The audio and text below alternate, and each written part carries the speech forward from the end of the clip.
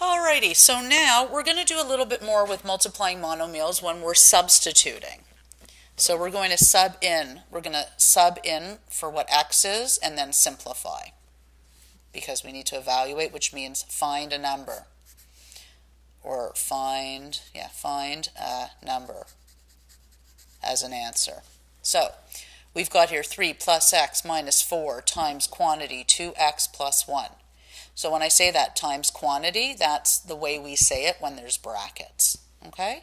So what I did was I rewrote this entire line, except whenever there's an x, I put an empty bracket. And again, if you haven't tried this, try it if you're at all struggling in any way. If it's not just like flowing off, really super easy for you, do this. Or if you find you're making a lot of silly mistakes, because that happens, of course, until you become proficient at something, just set yourself up for success.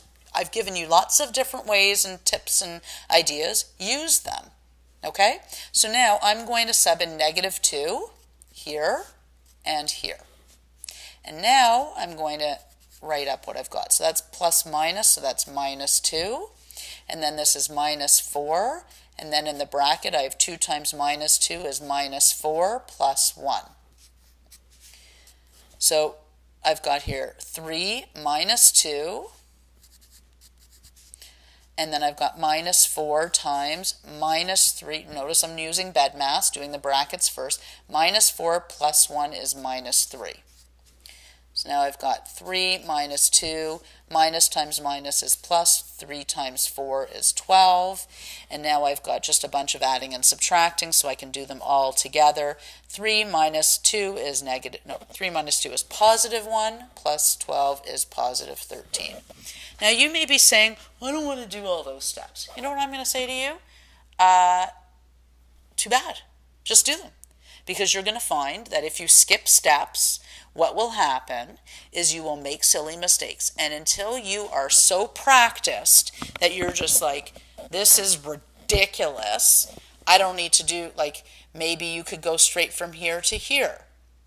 And then maybe you could go straight from here to here. Later, when you've done like 100 questions, then you're good to go. Until then, practice. Remember, I'm not your boss. I can't enforce anything. But here's what I'm going to tell you. I have been doing this for 25 years, and I know what I'm talking about.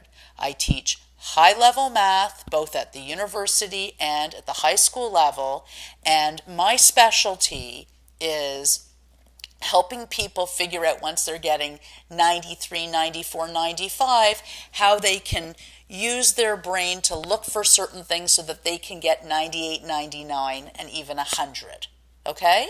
So when you happen to cross paths with someone who can teach you that, you follow what they show you. And these are the beginning stages of what to do. So I highly recommend and encourage you to do exactly as I show you so that you can really shine and feel great about how you're doing in math class.